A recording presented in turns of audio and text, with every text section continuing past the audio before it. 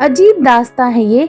भाग एक। बस कर मेरी माँ, श्रुति ने टेप रिकॉर्डर बंद करते हुए कहा। शादी हो गई कल उसकी रिया, और ये लड़की अपने प्यार के गम में खुद तो डूबी हुई है, साथ में हमें भी डुबोए जा रही है। एक ब्रेकअप क्या हुआ, मानो दुनिया उजड़ गई इस लड़की की। क्या था उस नालायक में जो देवदास बनी बैठी है। वो तो होली है किसी और के, और हमारे हाथ में थमा गए ये इसका उजड़ा हुआ आशियाना। साला वो दोस्त ना होता ना, तो अब तक उसके खून की सुपारी दे चुकी होती मैं किसी गैंग को। लेकिन कमीना तो वो निकला, और खुद को दोषी ये हीरोइन माने बैठी है। अगर उसकी शादी का तोहफा, वो भी इतना महंगा, घर वालों ने ना खरीदा होता तो मैं भी ना जाती, कसम से यार। लेकिन फिर सोचती हूँ इस सीजन की पहली शादी है यार, खाना खाना तो बनता ही है, फिर नाचना भी है उसकी शादी की खुशी में और तेरी आजादी की। उसे पता तो चले उसने कितना कीमती कोहिनूर हीरा गवाया है। फिर उसे मैं एक खास सरप्राइज देना चाहती हूँ, वो भी याद रखेगा ऐसा। रात भर मुझे याद करेगा गधा। सुहाग रात तो आज उसकी होने से रही। हाय जो लगेगी मेरी, तेरा बदला लिया है इस बात पर मुझे सुकून मिलेगा और तुझे थोड़ी राहत। बस अब और नहीं बोला जाएगा यार, भूख लग रही है बड़े जोरों की। हमारे घर वाले तो पहुंच चुके, अब हमारी बारी। मस्त कैटरीना कैफ लगनी चाहिए तो शादी में। मुझे भी तैयार होना है, मेरी मेकअप की जिम्मेदारी तेरी रियू। चल मेरी मीना कुमारी, अब तैयार हो जा। टेप रिकॉर्डर तो बंद हो गई थी, पर श्रुति मैडम हमारी अब भी बजे जा रही थी। गलती उसकी भी नहीं थी, दिल टूटा था उसकी जान से प्यारी दोस्त का, जिसे वो खुद से ज्यादा चाहती थी। रिया कहने को तो बचपन की सहेली थी, पर जिंदगी के जो खूबसूरत पल उसके साए में गुजारे थे वो अनमोल थे। एक साथ पले बड़े थे। कहने को तो सहेलियां थी, पर सगी बहनों से भी कई ज्यादा प्यार था। रिया काफी कम बोलने वाली, सादगी से भरी, डरी हुई, छुई मुई सी, बचपने से भरी हुई लड़की थी। घर में भाई बहन हमेशा से सब इस पर रोब जमाते और अपना काम इससे करवा लेते। माँ बाप ने कहा कि ये पूरब दिशा है, तो रिया के लिए मानो वो भगवान जी की खींची हुई रेखा हो गई। पिछले साल की पढ़ाई पूरी कर कानपुर से मुंबई दोनों नौकरी के लिए आई थी। कुएं की मेंढक तो दोनों बचपन से ही थी। ये मुंबई ना आती अगर श्रुति पहल न करती। श्रुति ने ही दोनों का रिज्यूम एक फर्म को भेजा था, जहां वो अपना इंटर्न पूरा करना चाहती थी। आर्किटेक्ट की डिग्री तो मिल ही गई थी, बस अब उसका इस्तेमाल करना बाकी था। दोनों के घर से परमिशन मिल ही चुकी थी, साथ ही श्रुति का ननिहाल मुंबई का ही था। दोनों बच्चियों को लेकर कोई डर नहीं था, रहना भी मामा के घर में ही था। यहाँ आते ही कुछ ही महीनों में दोनों को मुंबई ने अपना लिया। फर्म में दिन भर मेहनत, हुनर और लगन से अपनी छाप दोनों बॉस पर छोड़ ही चुकी थी। 1 साल का एग्रीमेंट एक्सटेंड होकर 2 साल का हो चुका था। सब ठीक चल रहा था कि राहुल रिया की जिंदगी में आया और इन दोनों की दोस्ती का बैंड बजा गया। राहुल इन दोनों के बीच मानो दरार बनकर आ गया। राहुल दोनों के बचपन का दोस्त था, एक साथ स्कूल में पढ़ते थे। रिया के बड़े भाई की क्लास में था, दोनों से 4 साल बड़ा। आईटी फील्ड में 5 साल से काम कर रहा था, 2 साल अमेरिका भी हो आया था। किसी काम से मुंबई आना हुआ भाई साहब का, और श्रुति की माँ ने काफी सारा खाने का सामान भेज दिया उसके लिए। मामा के घर ही रिया की मुलाकात राहुल से हुई। कानपुर की चुपचाप गवार सी दिखने वाली रिया और अब जॉब कर रही कॉन्फिडेंट रिया को इतने कॉल से राहुल ने कभी देखा न था, लेकिन यहाँ उसे देखकर उसकी विकेट गिर गई। पहली नजर का प्यार कहो या पागलपन, कुछ ही दिनों में दोनों प्यार के समंदर में गोते खाने लगे। राहुल बेंगलोर में था और रिया मुंबई में। 2 महीने एक दूसरे को समझ लेते हुए गाड़ी शादी की पटरी पर भी आ गई थी। मंगनी होने ही वाली थी कि सारे पासे उल्टे पड़ गए और राहुल ने अवनी से शादी कर ली। क्यों की शादी, ये आगे बताएंगे भाई। आज राहुल का रिसेप्शन था और दोनों परिवार आमंत्रित थे। श्रुति तैयार बैठी थी और रिया का जाने का मन नहीं था। श्रुति ने जबरदस्ती उसे तैयार किया और दोनों चल पड़ी रिसेप्शन में। आज तो दूल्हे की खैर नहीं थी। शादी में जाने से रिया ने मना किया था श्रुति को, वरना उसके बुरे दिन वहीं से शुरू होने थे। सिर्फ दहेज के लालच में राहुल ने रिया को छोड़ अवनी को चुना था। इसका जुर्माना तो भरना ही था राहुल को। प्लान तो बना था कुछ, पर क्या, ये तो भगवान को पता था और दूसरा खुद श्रुति को। दोनों सहेलियां तैयार हो निकली रिसेप्शन को। कार श्रुति चला रही थी और रिया उदास बैठी थी। उसका बिल्कुल मन न था जाने का, पर सुनती क्या न करती। ये न तैयार होती तो उसकी पागल दोस्त उसे उठाकर यहाँ से ले जाती। रिसेप्शन बड़े रिसोर्ट में था, काफी तामझाम लग रहा था। दूल्हा और दुल्हन दोनों का एक बड़ा पोस्टर गेट पर लगा रखा था। काफी मेहमान आए थे पार्टी में। आते ही श्रुति ने गाड़ी चढ़ा दी पोस्टर पर। ऐसा धमाका हुआ मानो डर के मारे लोग पीछे हट भागे। पोस्टर फट चुका था। एक तरफ दूल्हा पड़ा था और दूसरी तरफ दुल्हन। रिया तो डर के मारे कांप ही गई, मानो सांप सूंघ गया हो। वेलकम डार्लिंग, आ गए हम। एक तरफ आलीशान गाड़ी को देखकर और दूसरी तरफ श्रुति का स्वैग देखकर होटल का स्टाफ दौड़ पड़ा। श्रुति चाबी उन्हें थमाते हुए रिया को ले आगे बढ़ी।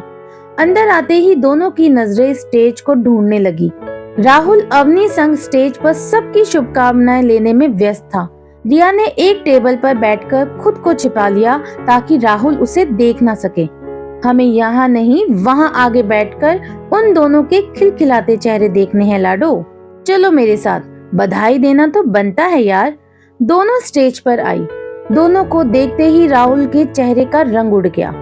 उसने सपने में भी नहीं सोचा था कि रिया उसकी पार्टी में आएगी, वो भी इतना कुछ होने के बाद। श्रुति और रिया ने दोनों को बधाई दी और दोनों को गले लगाया।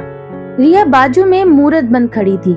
बस आंखों से आंसू निकलने की देर थी कि श्रुति ने बुके थमा दिया उसे, जो उसे उन दोनों को देना था। आप लोग यहाँ? थैंक्स दोस्तों, मुझे लगा कि आप लोग आएंगे नहीं। क्यों ना आएंगे भैया, कार्ड मिला था शादी का, फिर बुके भी देना था। एंड थैंक्स भाई, बचा लिया मेरे दोस्त को यार। राहुल की जुबान को मानो ताला लग गया था। सुना है काफी ऊंचे कीमत में बिके हो तुम भाई, काफी ज्यादा रेट में खरीदा दुल्हन ने तुम्हें। क्यों भाभी जी, ये ड्रेस भैया ने ही सिलेक्ट किया था ना मुंबई में, जब इनकी सगाई रिया से होने वाली थी। मैं दान में देने ही वाली थी कि आपका रिसेप्शन याद आ गया। अब क्या पता था कि आपके पार्टी में ही पहनना है। आपके सैया को बुरा न लगे इसलिए पहन लिया है ना भैया। चलो फोटो खींचते हैं। फोटो खींचकर दोनों नीचे आईं। स्टेज के बिल्कुल सामने बैठ गई। खूब स्टार्टर और कोल्ड ड्रिंक ऑर्डर कर श्रुति खाने पे टूट पड़ी। रिया की नजरें राहुल को देख रही थी और राहुल नजरें छिपा रहा था। मूड ऑफ दुल्हन का हुआ था और अब कहाँ मूड बनना श्रुति का शुरू हुआ था। ये तो शुरुआत थी। अब आइए जरा श्रुति के बारे में जाने। श्रुति ने गलती से लड़की के रूप में जन्म ले लिया था। जितनी तारीफ आपने रिया की सुनी, उसकी बिल्कुल उल्टी छवि श्रुति की थी। बचपन से ही जिद्दी, किसी के न सुनने वाली, हमेशा निडरता से रहती थी। जहाँ उसकी उम्र की लड़कियां घर घर और गुड्डे गुड़िया से खेलती थी, वहाँ हमारी श्रुति गली के लड़कों के साथ कंचे खेलते पाई जाती। उसका रहन सहन भी लड़कों की तरह ही था। जैसे जैसे बड़ी होती गई, वैसे वैसे ये आदतें पीछे पड़ती गई। पापा की लाडली तो थी ही, साथ में घर की जान थी। पंगे लेने में सबसे आगे। घर में कुछ कांड हो और उसमें श्रुति का नाम ना आए, ऐसा होता ही नहीं था। रिया को रोता देख श्रुति तो चुप रहने से रही। ऐसे कैसे छोड़ देती अपने दुश्मन को, जिसने ये हालत की थी उसके दोस्त की। एक कांड करना तो बनता था, मौका भी था और दस्तूर भी।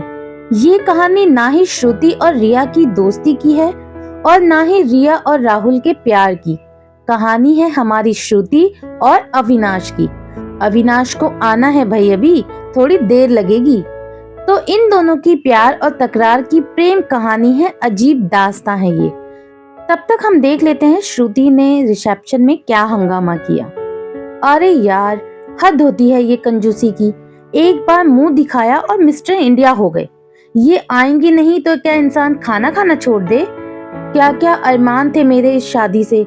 लगा था काफी कुछ होगा खाने में, और हाथ में पकड़ा दिया ये हरा भरा कबाब और पनीर पकोड़ा। ये क्या स्टार्टर हुआ? श्रुति ने चिल्लाकर कहा। रिया परेशान थी और श्रुति खाए चली जा रही थी।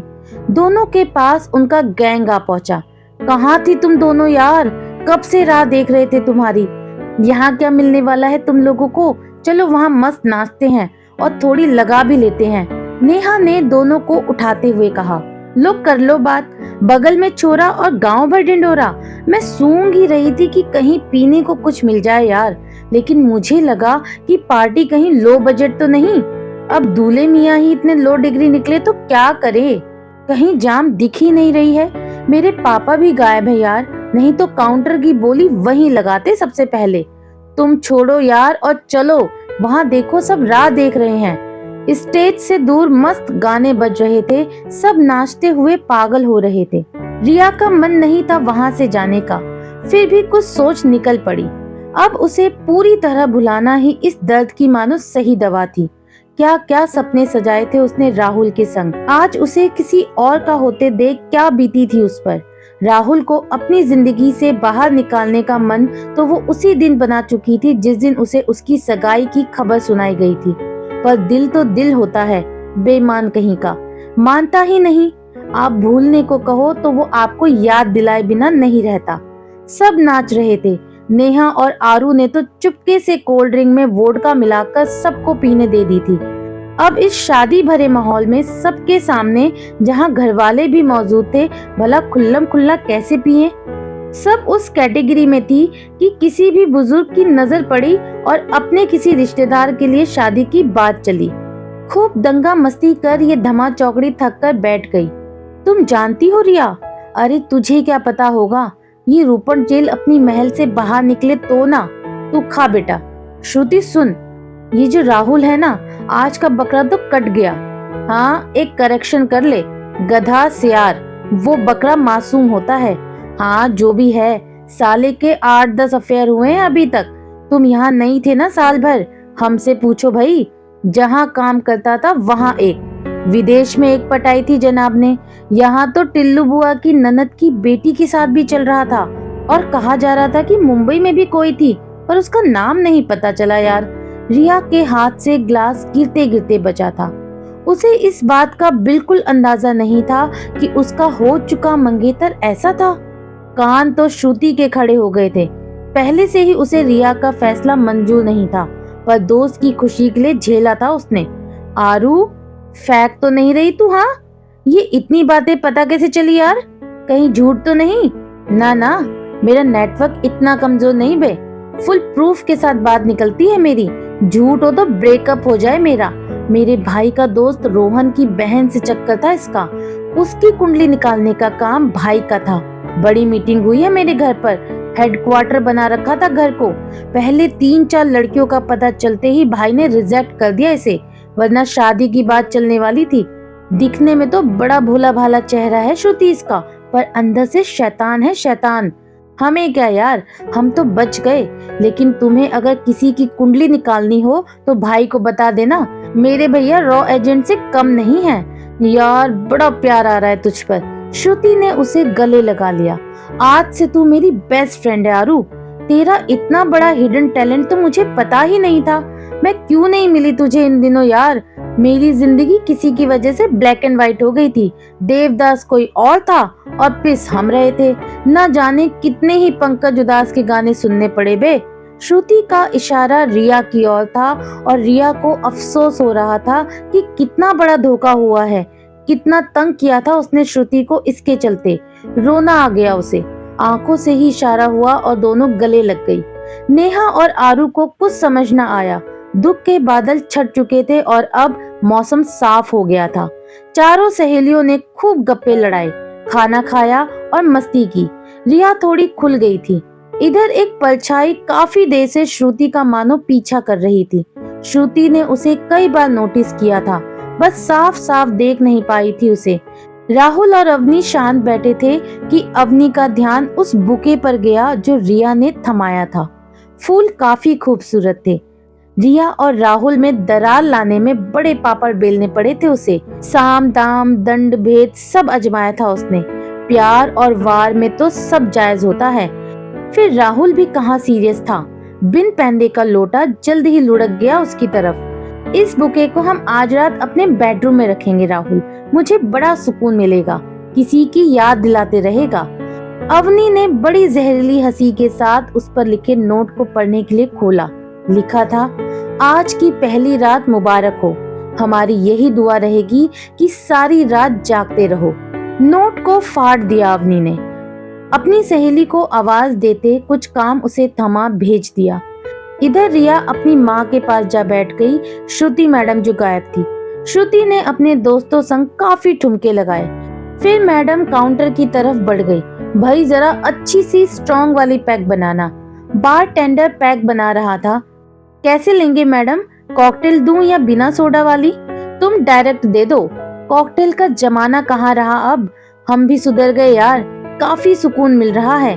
मेरा दोस्त कोमा से बाहर जो आ गया, अब उसे कोमा में ले जाने वाला भाड़ में जाए तो मैं चैन की सांस लूं। श्रुति ने एक घूंट में पैक खत्म कर दिया। फिर दूल्हे की तरफ एक नजर डालते हुए एक पैक की फरमाइश की। पास ही दुल्हन की तरफ से दो रिश्तेदार बैठे जाम का मजा ले रहे थे। श्रुति को ऐसे बेधड़क पीते देख आपस में फुसफुसाने लगे। बड़ी तरक्की हो गई यार शहर की, काफी एडवांस माहौल दिख रहा है शादी का। अब लड़कियां भी जाम पीने लग गई। कहीं गलती तो नहीं कर दी लड़की शहर देखकर हमने। पता चला कल अवनी भी मायके आ हमारे साथ ही पीने बैठ गई। भाई तसल्ली और ठीक ढंग से जांच पड़ताल नहीं की क्या दूल्हे की? दोनों ने ठहाके लगाते हुए अपना सिप लिया। श्रुति का ये सुनना मानो उसके अंदर के राक्षस को जगा देने से कम न था। ज्वालामुखी की तरह लावा बाहर निकलते दोनों के सामने प्रकट हुई। ओ मिस्टर, ये जो अभी आपने इतना सारा ज्ञान बांटा है ना, इस माहौल में उसमें जरा एक पैराग्राफ हम भी ऐड कर दें। तरक्की तो बड़ी हुई है इस शहर की, जो आपको अपनी तशरीफ यहाँ लानी पड़ी, वरना कहाँ आपका 1960 का शहर और हमारा 21वीं सदी का ये जमाना। रही बात एडवांस और जाम की, तो यहाँ कहीं प्लेट नहीं लिखी हुई कि ड्रिंक सिर्फ मेल जेंडर ही पी सकते हैं। फीमेल का भी हक यहाँ मारा या किसी से खाया नहीं जाता। अब मुझे तो डाउट है कि आप इन दोनों जेंडर में आते भी हैं या नहीं। चीयर्स। अरे एक बात तो भूल गई, जांच पड़ताल आपने शायद ठीक से नहीं की अपनी लड़की देते हुए। हमारा लौंडा तो राम ना होते हुए किशन कन्हैया है। एक से तो मन भरा नहीं इस दूल्हे का, अब आगे भी भरेगा या नहीं क्या जाने। तुम्हारी लड़की तो गई 12 के भाव में। एक फ्री की एडवाइस देती हूँ, भगा के ले जाओ अपनी लड़की को। रात कटी नहीं है दूल्हे के साथ, कहीं रात बीत गई तो देर हो जाएगी। दोनों सुन्न थे, मानो भूचाल आ गया हो। श्रुति तो फट चुकी थी और निकल भी।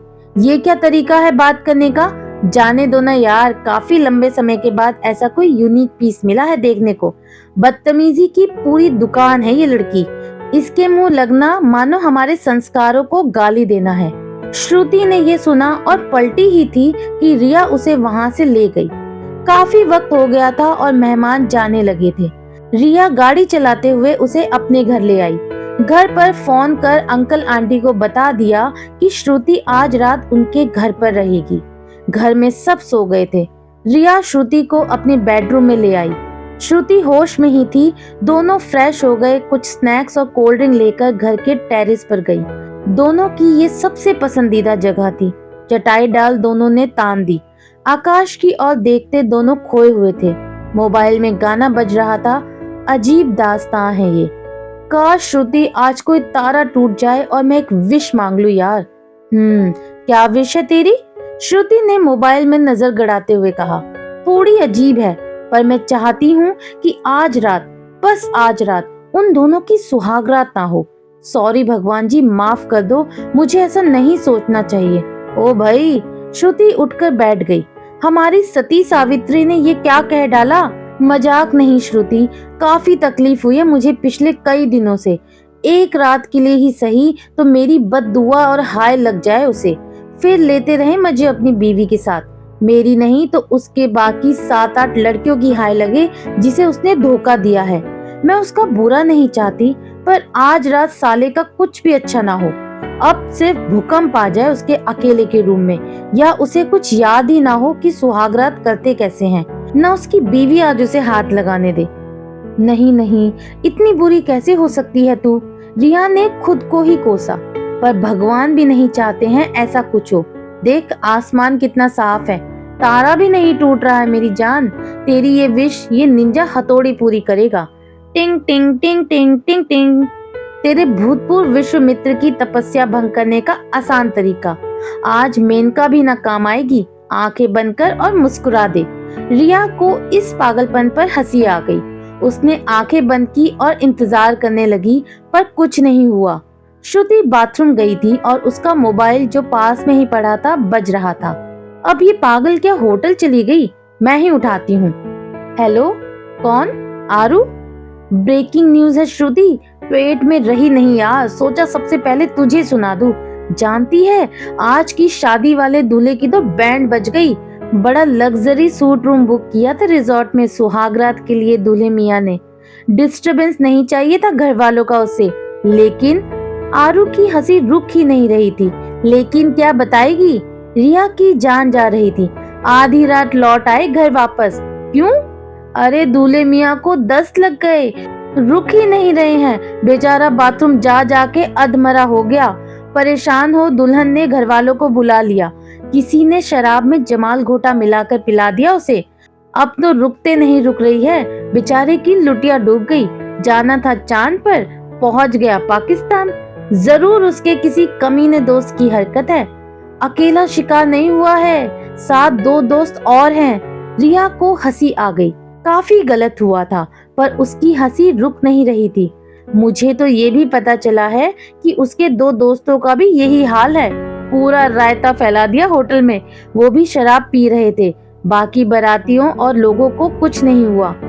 हाय, सारी बातें बताकर बड़ी राहत महसूस कर रही हूँ। और कोई खबर मिली तो कल करती हूँ। तू सोएगी तो नहीं? ना ना, जाग रही हूँ। श्रुति, ये क्या किया तूने? रिया पागलों की तरह हंस रही थी। मोबाइल पर गाना बज रहा था, क्या से क्या हो गया बेवफा, हाँ तेरे प्यार में। रिया इंतजार कर रही थी श्रुति का, और श्रुति मैडम तो हल्का हो कब की सो चुकी थी। लोगों का पेट बिगाड़कर, उनकी रातों की नींद की बैंड बजाकर ये लड़की मासूम सा चेहरा बनाकर गहरी नींद में थी। बड़ा प्यार आया रिया को उसे ऐसा सोते देखकर। उसने उसकी नींद नहीं टूटने दी।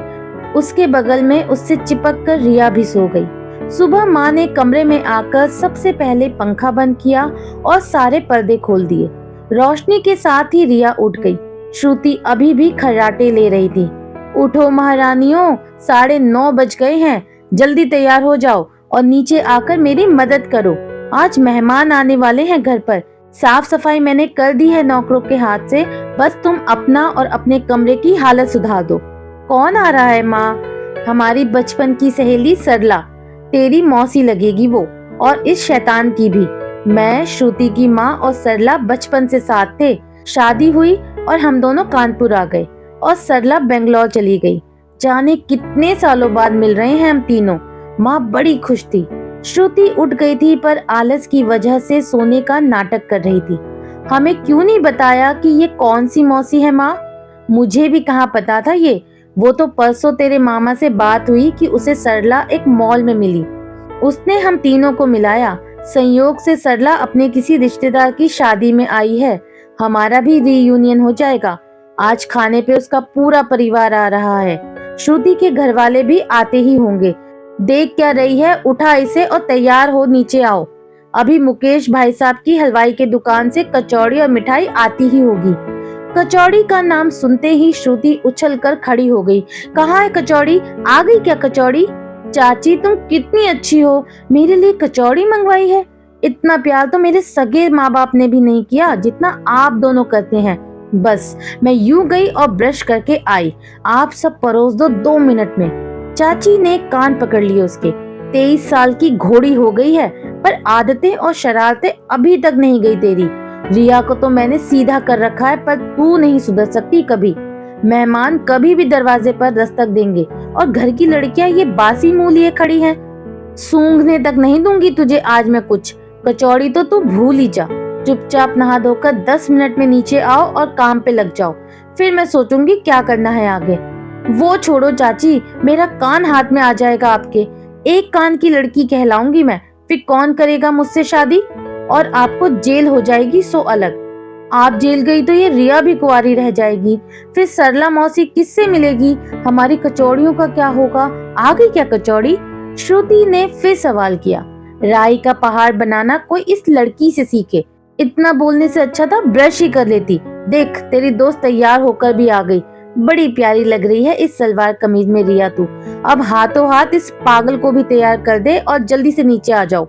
आप जाओ माँ, हम दोनों बस थोड़ी ही देर में आ रहे हैं। हाँ, एक बात कान खोल कर सुन लो, खबरदार जो कोई जीन्स वीन्स या ऐसे वैसे कपड़े पहने तो सादगी भरी लगनी चाहिए दोनों। माँ ने जाते हुए कहा। मुझे तो लगता है जरूर कुछ गड़बड़ है रिया, ये केस जितना सीधा लग रहा है उतना है नहीं। कुछ तो गड़बड़ है दया, कुछ तो गड़बड़ है। गड़बड़ जाए तो जाने दो, तू चल तैयार हो जा और मेरे कपड़े पहन ले। हम जल्दी नीचे नहीं गए तो माँ तेरे साथ साथ मेरा भी खून कर देगी। श्रुति और रिया दोनों नीचे हॉल में आ गईं। बड़ी चहल पहल थी घर पर आज।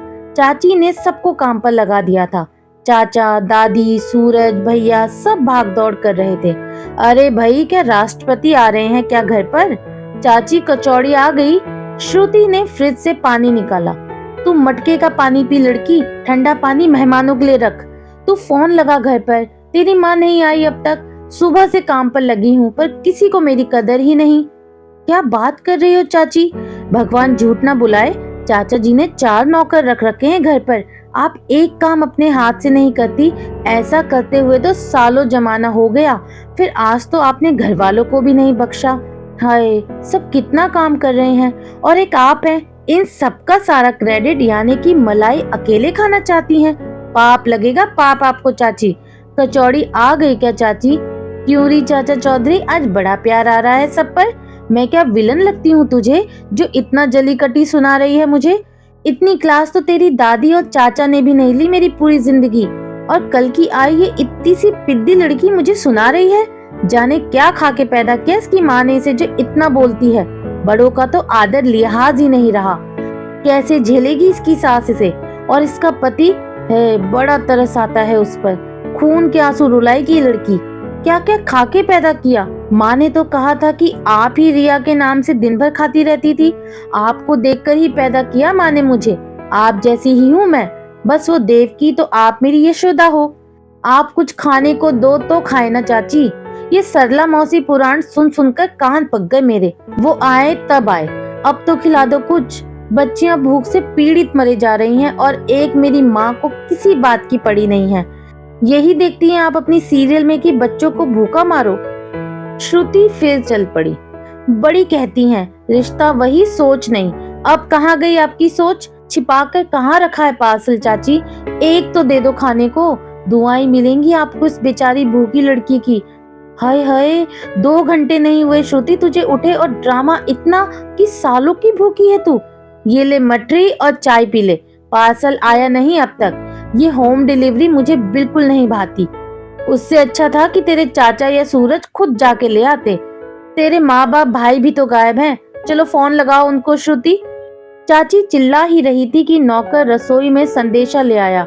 मालकिन, मेहमान आ गए, आपको बड़े साहब बुला रहे हैं। कचौड़ी आ गई क्या काका? बड़े पक्के हैं समय के, आ भी गए और नाश्ता तैयार नहीं। सुनो तुम दोनों, बिल्कुल बिन बुलाए मेहमान की तरह बाहर मत आना। रिया तू काम पे लग जा, चाय चढ़ा दे, और श्रुति तू पीछे के दरवाजे से सामने गेट पर जाकर पार्सल वाले की राह देख। पीछे से ही सामान लाइयो, सामने से बिल्कुल नहीं आना। और फोन लगा तेरी लेट लतीफ माँ को। मैं ठीक ठाक तो लग रही हूँ ना? लल्लन टॉप चाची, बिजली सी बरस पड़ो आज तो सरला मौसी के मौसा जी पर। तू चुप ही रह आज के दिन श्रुति, नहीं तो कोई कांड हो जाएगा। बाहर बिल्कुल मत आना।